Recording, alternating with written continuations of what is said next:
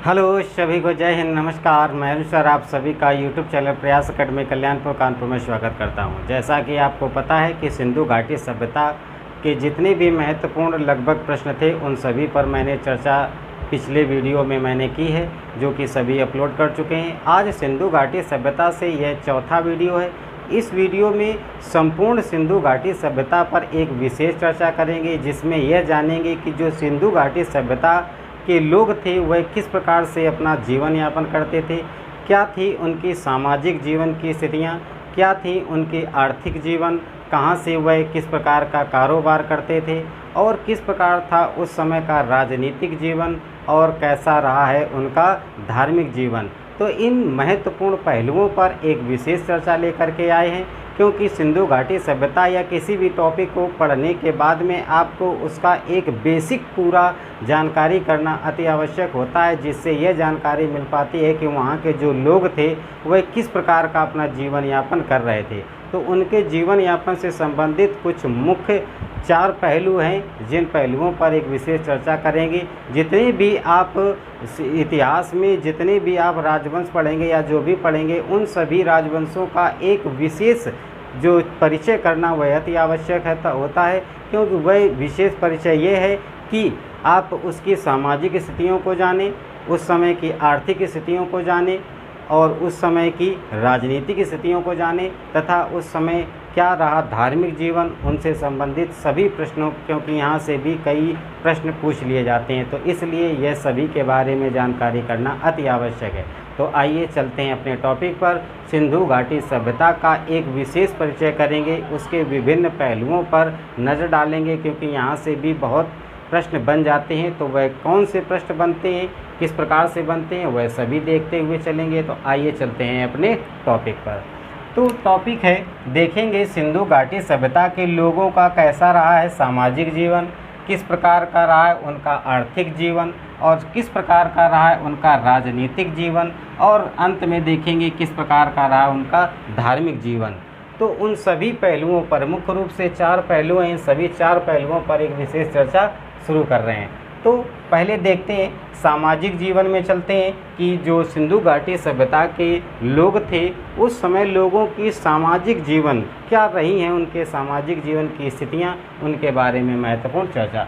तो देखते हैं, समाज की सबसे छोटी इकाई उस समय जो समाज की, यानी समाज किससे, तो यानी मनुष्य अर्थात लोगों से मिलकर के समाज का निर्माण होता है। तो समाज किस प्रकार से निर्मित थी, तो समाज की सबसे जो छोटी इकाई थी वह परिवार मानी जाती थी, परिवार थी। और परिवार, क्योंकि आप जानते हैं कि समूह यानी व्यक्तियों के समूह को परिवार कहते हैं, और परिवार से बढ़कर आपका जब परिवार, कई परिवार मिल जाते थे तो वहाँ पर जिस जगह पर निवास करते थे उसे ग्राम का नाम दिया जाता था, और ग्राम जब कई मिल जाते थे तो वहाँ पर विश्व का नाम दिया जाता था। अर्थात सबसे छोटी इकाई थी परिवार, परिवार से बड़ी थी ग्राम, ग्राम के बाद विश्व। जैसे कि आप जानते हैं वर्तमान में भी इसी प्रकार से आप जानते हैं ग्राम होता है, ग्राम के बाद में आपका ब्लॉक होता है, ब्लॉक के बाद में आपका जिला आता है, जिला के बाद में आपका प्रदेश आता है, प्रदेश के बाद में आपका पूरा केंद्र आ जाता है। तो इसी प्रकार की कुछ रही थी उस समय स्थितियाँ। और परिवार जो था वह कैसा था, वह मात्र सत्तात्मक था। मात्र सत्तात्मक का अर्थ यहाँ पर यह है कि उस समय जो परिवार का मुख्य रूप से मुखिया होता था, मुखिया उस समय महिलाएं हुआ करती थी, अर्थात जो महिलाएं हुआ करती थी वह उस समय मुखिया हुआ करती थी, यानी महिलाओं की स्थिति जो थी वह बहुत अच्छी थी उस समय। तो जो परिवार का मुखिया का रूप लेती थी वह महिलाएं लेती थी, इसलिए मात्र सत्तात्मक था, अर्थात माता का ही पूरा सत्ता रहती थी। उसके बाद में नेक्स्ट पॉइंट पे चलते हैं, कार्यों के आधार पर विभाजन, यानी उस समय समाज का विभाजन। जैसे कि अभी आप आगे चल के वैदिक सभ्यता पढ़ेंगे, वैदिक सभ्यता में वर्ण व्यवस्था के आधार पर समाज का विभाजन कर दिया गया, जो वर्तमान में भी वर्ण व्यवस्था के आधार पर चल रहा है। लेकिन उस समय किस प्रकार का विभाजन था, तो वर्ण व्यवस्था की इस प्रकार के कोई साक्ष्य उपलब्ध नहीं है जिनसे यह जानकारी मिले कि उस समय समाज वर्ण व्यवस्था यानी जाति वर्ग में विभाजित थी। तो ऐसी कोई साक्ष्य प्राप्त नहीं है। किस प्रकार का है, तो ऐसा अनुमान लगाया जाता है कि कार्यों के आधार पर उस समय समाज का विभाजन हुआ था और समाज में मुख्य रूप से जो पुरोहित हुआ करते थे, पुरोहित प्रभावी हुआ करते थे, यानी समाज का जो संपूर्ण भार कह सकते हैं वह किसके हाथ में था, तो वो पुरोहित के हाथ में हुआ करता था। पुरोहित क्या हुआ करते थे, तो पुरोहित किसी भी वंश में एक पीढ़ी के रूप में रहते थे। किसी विशेष वंश के लिए एक विशेष पुरोहित होते थे जो उनके पूर्वजों के आधार पर चलते थे। पुरोहित का जो कार्य होता था वह किसी जैसे राजवंश में किसी राजा का जो कर्मकांड कार्य होते थे, कर्मकांड कार्यों को करवाने वाले को पुरोहित कहा जाता था। जैसे यज्ञ करवाना, पूजन करवाना या उसको मार्गदर्शन देना, अर्थात मार्गदर्शन या जो कर्मकांडों वाले कार्य होते थे, कर्मकांडों वाले कार्य करवाने वाले व्यक्ति को पुरोहित की कहा जाता था। पुरोहित का जो कार्य था वह मुख्य रूप से ब्राह्मण करते थे। और ये वैदिक सभ्यता में जब आएंगे तो पुरोहित को ही यजमान का ही रूप दे दिया गया है, तो उसके बारे में आगे पढ़ेंगे। तो पुरोहित मुख्य रूप से हुआ करते थे, वही मार्गदर्शन का कार्य करते थे। उसके बाद में कुछ समाज व्यापारी वर्ग में बटा था। व्यापारी का मतलब आप समझते हैं कि जो व्यापार करते थे लोग, ऐसे वर्गों की एक समाज थी, यानी इस प्रकार से कार्यों के आधार पर समाज विभाजित थी। उसके बाद समाज में कुछ श्रमिक थे। श्रमिक का मतलब जो कार्य करने वाले होते थे, तो श्रमिक वर्ग के लोग हुआ करते थे। उसके बाद शिल्पीकृत, यानी शिल्पीकृत का मतलब यहाँ पर ये है शिल्पकारी लोग हुआ करते थे, यानी जो उपकरणों को या गाड़ियों को बनाने का कार्य करते थे, जैसे कि बैलगाड़ी बनाने का कार्य जो करते थे, ऐसे लोग या जो अन्य उपकरणों की जो निर्माण करते थे वह शिल्पकृत के अंतर्गत रखे जाते थे, तो शिल्पकारी थे। उसके बाद में वर्ण व्यवस्था का साक्ष्य यहाँ से प्राप्त नहीं हुआ है, जो कि मैंने पहले बता दिया है। उसके बाद में नेक्स्ट चलते हैं, सिंधुवासी जो लोग थे वह शांत प्रिय लोग थे, अर्थात वहाँ के जो उस समय सिंधु घाटी सभ्यता के जो मनुष्य थे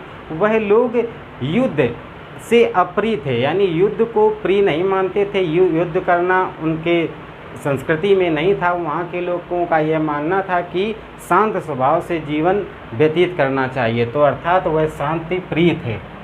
उसके बाद में आती भोजन की बात। भोजन किस प्रकार का वह करते थे, तो उस समय के जो मनुष्य थे वह मांसाहारी और शाकाहारी दोनों प्रकार के मनुष्य हुआ करते थे, यानी कुछ लोग मांस का भी सेवन करते थे भोजन के रूप में और कुछ लोग नहीं करते थे। दोनों प्रकार के, जैसे वर्तमान में दोनों प्रकार के लोग हैं, इसी प्रकार से उस समय भी मुख्य रूप से मांसाहारी व शाकाहारी भी हुआ करते थे। उसके बाद में बात आती है सिंधु घाटी सभ्यता के लोग किस प्रकार की शौक किया करते थे, उनकी क्या शौक थी।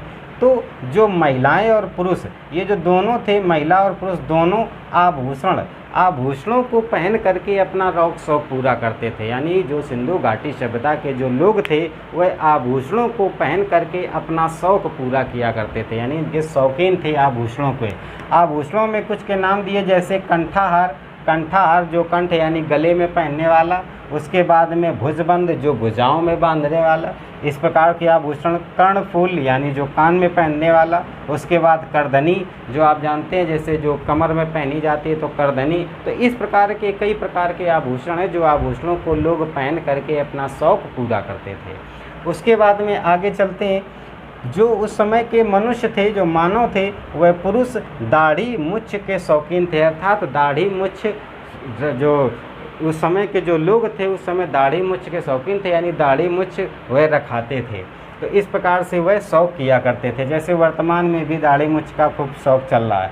उसके बाद में नेक्स्ट पॉइंट देखते हैं मनोरंजन में वह पशु पक्षियों को लड़ाना, शिकार करना, पासा खेलना, नृत्य करना, ये सभी उनके मनोरंजन के कार्य थे। यानी जैसे पशु पक्षियों, जैसे कि अगर अभी की बात की जाए, कुछ समय पहले की लगभग 10-15 वर्ष पहले की अगर बात की जाए, अभी वर्तमान में ही, तो जैसे मेला हुआ करते थे तो मेले में लोग जानवरों को लड़ाते थे, या वर्तमान में भी कई जगह पे ऐसे कई जगह हैं जहाँ पर जानवरों को लड़ा करके एक मनोरंजन किया जाता है। तो मनोरंजन का कार्य जानवरों को या पशु पक्षियों को लड़ा करके या शिकार करके, शिकार का मतलब जैसे जंगलों में जाते थे शिकार करने, या फिर मछलियों को मारने के लिए, अर्थात मछलियों के शिकार करने के लिए लोग इस प्रकार के शिकार करके यानी अपना मनोरंजन करते थे, और साथ ही साथ इस प्रकार के शिकारों से उनको भोजन की भी प्राप्ति हो जाती थी।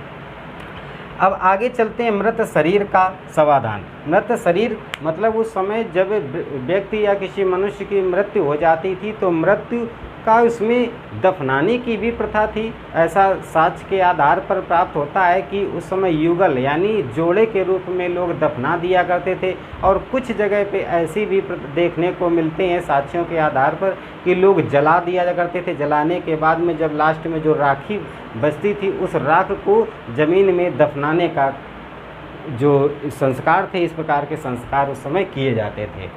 तो इस प्रकार से रहा इनका सामाजिक जीवन, यानी सिंधु घाटी सभ्यता के लोगों का इस प्रकार का रहा है सामाजिक जीवन। इसमें कई प्रश्न प्रतियोगी परीक्षाओं में बन चुके हैं, जैसे कि आपका सबसे छोटी इकाई कौन सी होती है, तो परिवार होती है, यह भी बन चुका है। उसके बाद में परिवार किस प्रकार का होता है, मात्र सत्तात्मक होता है, यह भी बन चुका है। पुरोहित क्या होते हैं, यह भी प्रश्न बन चुका है। उसके बाद उस समय के लोग किस प्रकार का जीवन यापन करना पसंद करते थे, तो शांत प्रिय थे, यानी युद्ध अप्रिय थे।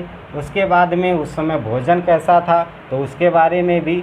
उसके बाद में आभूषण से संबंधित भी प्रश्न कई बार बन चुके हैं, और मनोरंजन से संबंधित भी प्रश्न बन चुके हैं कि उस समय का जो मानव सिंधु घाटी सभ्यता के जो लोग थे वह किस प्रकार मनोरंजन का कार्य करते थे, अपना मनोरंजन किस प्रकार से करते थे।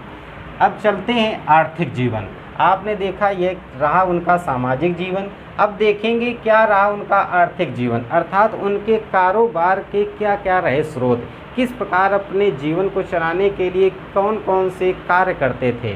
तो जिस प्रकार से उनके कार्य होंगे उसी के आधार पर उनकी इनकम होगी, अर्थात आय होगी, और जब आय जिस आधार पर होगी उसी के आधार पर होगा वहाँ का राजनीतिक जीवन, और जिस प्रकार का होगा राजनीतिक जीवन और उसी आर्थिक जीवन से संबंधित होगा वहाँ का आर्थिक जीवन।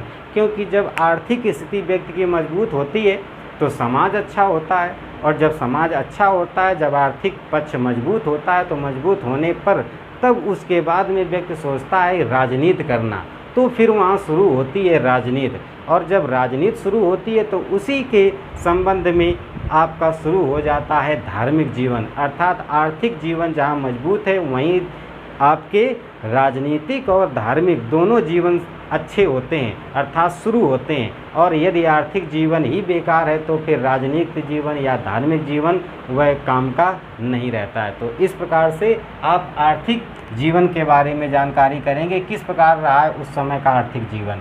तो आर्थिक जीवन मुख्य रूप से जो रहा वह कृषि पर आधारित रहा है, क्योंकि आपको वैसे भी ज्ञात है जो भारत है, भारत आपका कृषि प्रधान देश है। लेकिन यह आज से नहीं कृषि प्रधान देश है, ये प्राचीन काल से भी कृषि प्रधान देश रहा है मुख्य रूप से भारत। तो भारत कृषि प्रधान देश है, अर्थात कृषि की क्या थी स्थिति, तो कृषि जो सिंधु, क्योंकि आप जानते हैं जो सिंधु घाटी सभ्यता है, ये सिंधु घाटी सभ्यता सिंधु व सिंधु की सहायक नदियों के आसपास क्षेत्रों में ही ये फैली थी। तो सिंधु नदी की जो सहायक नदियां हैं उन सहायक नदियों से के बहाव से जो जलोढ़ मिट्टी आती थी, तो जलोढ़ मिट्टी आप जानते हैं अत्यधिक उपजाऊ होती थी। तो अत्यधिक उपजाऊ के कारण यहाँ पर कृषि मुख्य रूप से व्यवसाय था, तो उस समय कृषि का कार्य मुख्य रूप से होता था। तो सिंधु व सिंधु सहायक नदियों की जलोढ़ मिट्टी होने के कारण यहाँ पर कृषि प्रधान रहा है यह क्षेत्र। यहाँ पर मुख्य रूप से 9 फसलों के बारे में जानकारी मिलती है। उन 9 फसलों में मुख्य रूप से कौन सी फसलें थी, तो मुख्य रूप से आपका गेहूँ और जौ, गेहूं और जौ मुख्य रूप से फसल थी सिंधु घाटी सभ्यता की।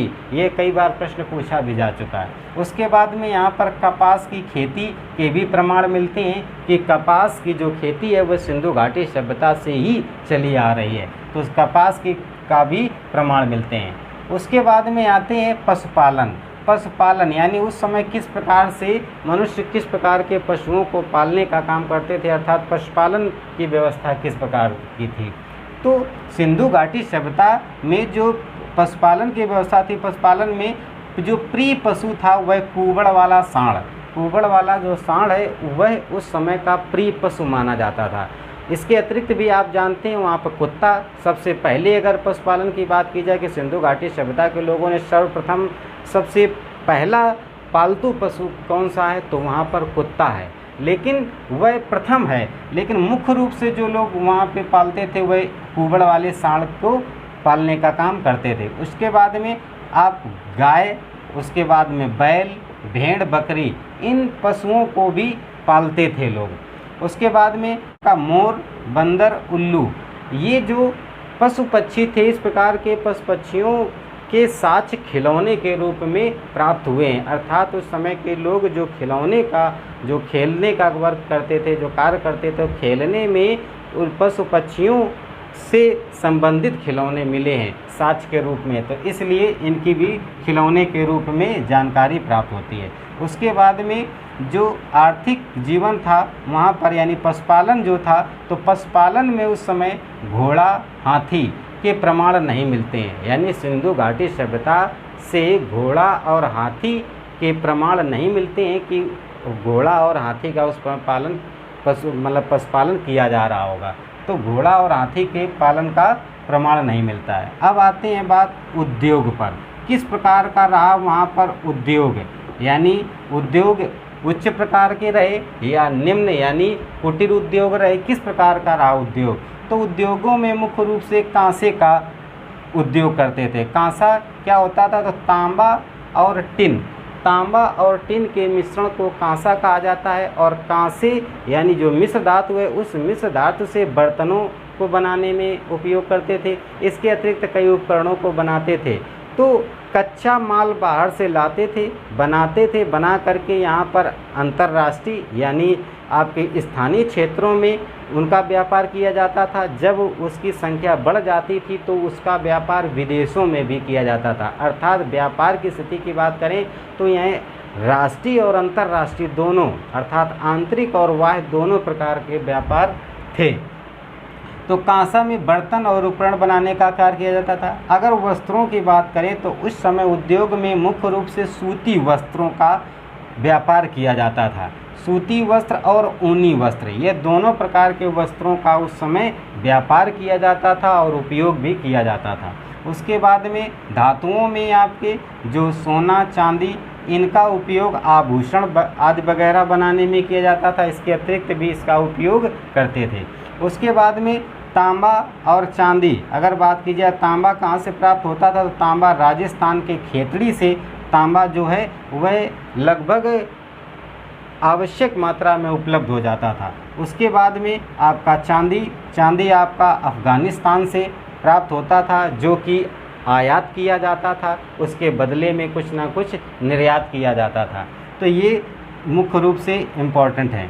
उसके बाद में आपका व्यापार, मैंने बताया व्यापार कैसा था, तो राष्ट्रीय और अंतर्राष्ट्रीय अर्थात आंतरिक और बाह्य दोनों प्रकार का उस समय व्यापार था। तो व्यापार की बात करते हैं तो आंतरिक एवं बाह्य दोनों प्रकार का व्यापार था।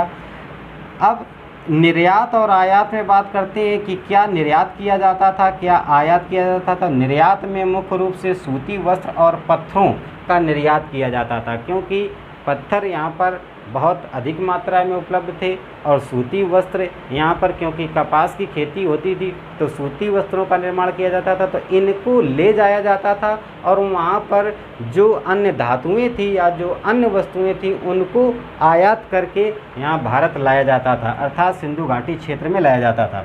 तो आयात में मुख्य रूप से जैसे चांदी है, टिन है, लाजवर्थ है। लाजवर्थ आपका मेसोपोटामिया से लाया जाता था, यह परीक्षा में कई बार बन चुका है। उसके बाद में यह जो व्यापार है ये किन क्षेत्रों में मुख्य रूप से होता था, तो जितने भी यानी आसपास के विदेश हैं इनमें व्यापार होता था। लेकिन मुख्य रूप से कहाँ पर व्यापार होता था, तो मुख्य रूप से मध्य एशिया में आपका व्यापार होता था, ईरान से व्यापार होता था, अफ़गानिस्तान से व्यापार होता था, क्योंकि आप जानते चांदी कहाँ से प्राप्त होती थी, अफ़गानिस्तान से।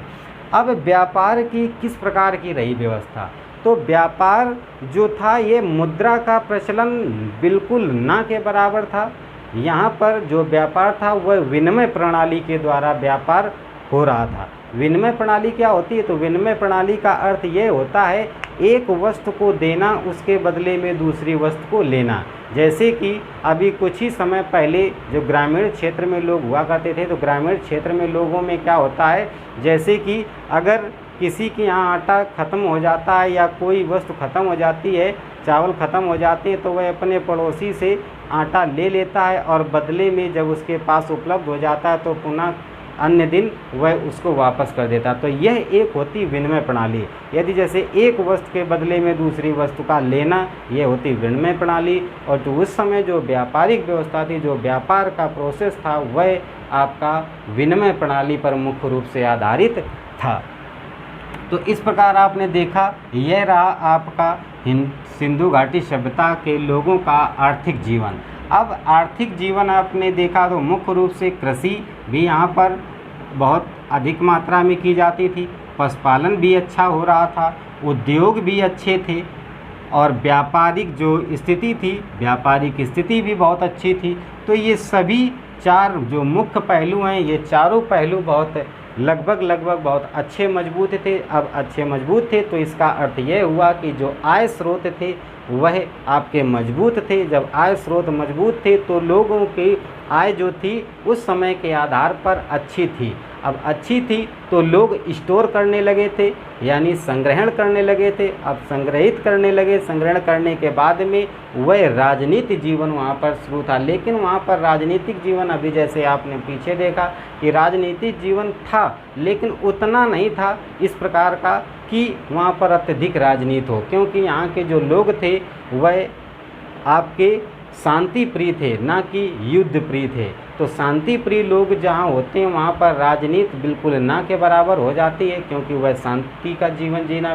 पसंद करते थे। तो देखते हैं कैसी रही राजनीतिक जीवन। तो राजनीतिक जीवन पे चलते हैं। तो निश्चित जानकारी नहीं है आपकी, यानी जैसा कि आपको पता, मैंने बताया कि उस समय जो थे, जो साक्ष्य प्राप्त थे, वह साक्ष्य अभी तक पढ़े नहीं जा सके हैं। और वहाँ के जो लोग थे वह शांत प्रिय लोग थे। अब जब शांत प्रिय लोग होंगे तो वह राजनीति करना अर्थात युद्ध के रूप लेना ये पसंद नहीं करते थे। तो इसलिए वहाँ का राजनीतिक जो जीवन था वह बहुत ना के बराबर था, अर्थात राजनीति ना के बराबर हुआ करती थी, क्योंकि वहाँ पर एक दूसरे में लोग सहानुभूति रखते थे। इसलिए वहाँ पर शांतिप्रिय जीवन था, राजनीति ना के बराबर थी। आइए जानकारी करते हैं किस प्रकार की रही होगी राजनीति।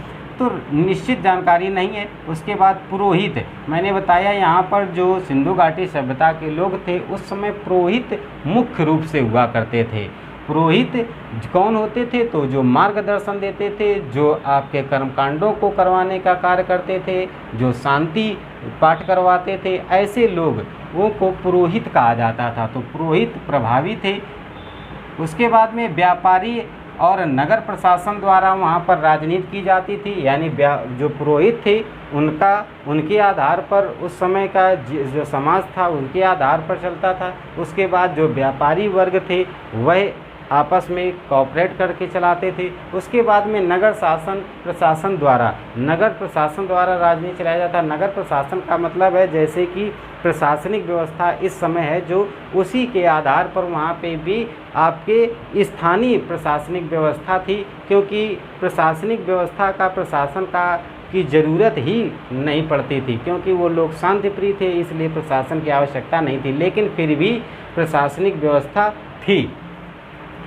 तो नगर प्रशासन यानी स्थानीय प्रशासन था। उसके बाद में शांतिवादी लोग थे, मैंने पहले भी चर्चा की है, सिंधु घाटी सभ्यता के लोग शांतिप्रिय थे। उसके बाद हंटर का कहना है कि उस समय जो राजनीति थी वह जनतंत्रात्मक थी। जनतंत्रात्मक आप जानते हैं, यानी जनता के आधार पर, क्योंकि सभा, समिति, विधत इन सभी की उस समय विशेष भूमिका थी। तो जनतंत्रात्मक का अर्थ यही है कि जनतंत्रात्मक अर्थात जो व्यक्ति थे वहाँ पर वह सभी अपनी अपनी महत्वपूर्ण भूमिका निभाते थे, तो वहाँ पर शांति रहती थी, इसलिए जनतंत्रात्मक थे, ये हंटर का मानना है। उसके बाद मैके का मानना है कि वहाँ पर प्रतिनिधि शासक के हाथों में होता था, यानी जो प्रतिनिधि शासक जो होता था, प्रतिनिधि का मतलब जैसे जो चुनाव होकर के जाता है, तो ऐसा मैके का कहना है कि जो वहाँ के लोग थे वह जो शासन व्यवस्था थी वह प्रतिनिधियों के हाथ में थी। अब क्या था सही क्या था गलत यह कुछ कह नहीं सकते हैं। उसके बाद में आपका आते हैं पिग्गट जो हैं ये इतिहासकार, इनका कहना है कि मोहनजोदड़ो व हड़प्पा ये एक जुड़वां राजधानी थी, यानी जुड़वां राजधानी का जो नाम दिया है वह पिग्गट ने बताया है कि मोहनजोदड़ो और हड़प्पा ये मुख्य रूप से, क्योंकि यह एक विशेष प्रकार के नगर थे, इसलिए अत्यधिक परिपक्व थे, इसलिए यहाँ पर जो इन दोनों आपके क्षेत्रों को, मोहनजोदड़ो और हड़प्पा को, इन्होंने पिंगट ने जुड़वां राजधानी का नाम दिया है। तो इस प्रकार से आपका राजनीतिक जीवन बिल्कुल शांत प्रिय रहा है। अब चलते हैं धार्मिक जीवन। धार्मिक जीवन किस प्रकार का रहता है? तो धार्मिक जीवन में देखें, कोई भी धर्म वर्चस्वशाली नहीं था, अर्थात कोई भी, जैसे हिंदू, मुस्लिम, सिख, ईसाई, ये कोई भी, यानी जो धर्म है या कोई जाति वर्ग, कोई विशेष धर्म या विशेष जाति वर्ग उसमें वर्चस्वशाली नहीं था। सभी शांत प्रिय में आते थे, इसलिए वर्चस्वशाली नहीं था। अब सभी समानता होती थी। उसके बाद में आपका मातृ देवी की बात की जाए, उस समय जो धर्म, अर्थात धर्म का मतलब है पूजा पाठ उपासना से, तो उस समय के जो मनुष्य थे, जो सिंधु घाटी सभ्यता के जो लोग थे, उस समय मातृ देवी उर्वरता या जननी के उपासक थे। उर्वरता किसे कहते हैं? तो उर्वरता का मतलब है जहाँ से वह उपज करते थे, अर्थात पृथ्वी से, तो पृथ्वी को जननी या उर्वरता देवी के नाम से जानते थे, इनको नाम से पुकारते थे, यानी पृथ्वी को उर्वरता व जननी के नाम से पुकारते थे और उन्हीं की पूजा करते थे, अर्थात जननी या उर्वरता के वह उपासक थे, उन्हीं की पूजा पाठ किया करते थे। उसके बाद में देवों में वनस्पति देव की पूजा किया करते थे। उसके बाद में बात की जाए मंदिरों की, तो मंदिर मस्जिदों के प्रमाण नहीं मिलते हैं। ऐसा कहा जाता है उस समय मंदिर और मस्जिद नहीं थे, अर्थात प्रमाणों के आधार पर यह सिद्ध होता है कि उस समय सिंधु घाटी सभ्यता के समय आपके मंदिर और मस्जिद के प्रमाण नहीं मिलते हैं।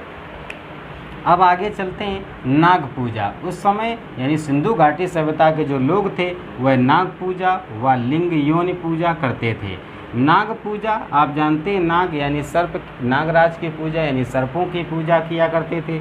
लिंग योनि पूजा का मतलब है यहाँ पर जैसे भगवान भोलेनाथ की लिंग की पूजा होती है, तो उस समय भी लिंग पूजा होती थी। उसके बाद में जो सिंधु घाटी सभ्यता के धार्मिक जीवन से संबंधित आपका जो स्वास्तिक चिन्ह है, जो स्वास्तिक चिन्ह आप जानते हैं, स्वास्तिक चिन्ह का जो होता है वह इस प्रकार का होता है। तो स्वास्तिक चिन्ह जो शुभकारी रूप में इसका चिन्ह माना जाता है, इसका चिन्ह एक शुभ के रूप में, शुभ का प्रतीक है, शुभ के रूप में लोग इसे मानते हैं। तो स्वास्तिक का जो चिन्ह है यह वह स्वास्तिक चिन्ह के प्रमाण मिलते हैं। उसके बाद में मोहर पर पशुपतिनाथ के प्रमाण मिलते हैं। पशुपतिनाथ यानी एक मोहर वहाँ से प्राप्त हुई है साक्ष्य के रूप में, जो मोहरें प्राप्त हुई हैं उन मोहरों पर पशुपतिनाथ, जिसको शक्ति का प्रतीक माना जाता है, मैंने पिछले वीडियो में भी बताया है, शक्ति का प्रतीक माना जाता है पशुपतिनाथ को। पशुपतिनाथ चित्र जो है वह मोहरों पर साक्ष्य के रूप में प्राप्त हुआ है, अर्थात मोहरों पर पशुपतिनाथ का प्रमाण मिलता है। तो इस प्रकार से आपने देखा कि जो सिंधु घाटी सभ्यता के लोग थे उनका कैसा रहा सामाजिक जीवन, आर्थिक जीवन, राजनीतिक जीवन, धार्मिक जीवन। तो इस प्रकार उम्मीद है आपको पसंद आया होगा। अब जो नेक्स्ट वीडियो आएगा उस वीडियो में वैदिक सभ्यता से शुरू करेंगे, अर्थात वेदों के बारे में बताएंगे। वेद कितने प्रकार के होते हैं, क्या होते हैं वेद, कहाँ से कौन सा प्रश्न किस प्रकार से बनता है, उन सभी पर एक विशेष चर्चा कहानी के रूप में चल रही है। उम्मीद है आपको पसंद आएगी और आ रही होगी, और यह भी वीडियो आपको पसंद आया होगा। यदि आपको वीडियो पसंद आया हो तो चैनल प्रयास अकेडमी को सब्सक्राइब करें, बेल आइकन बटन अवश्य दबाएं ताकि इसी प्रकार आगे आने वाले वीडियो और सूचनाएं आप तक तत्काल पहुँचें। सभी को जय हिंद, नमस्कार।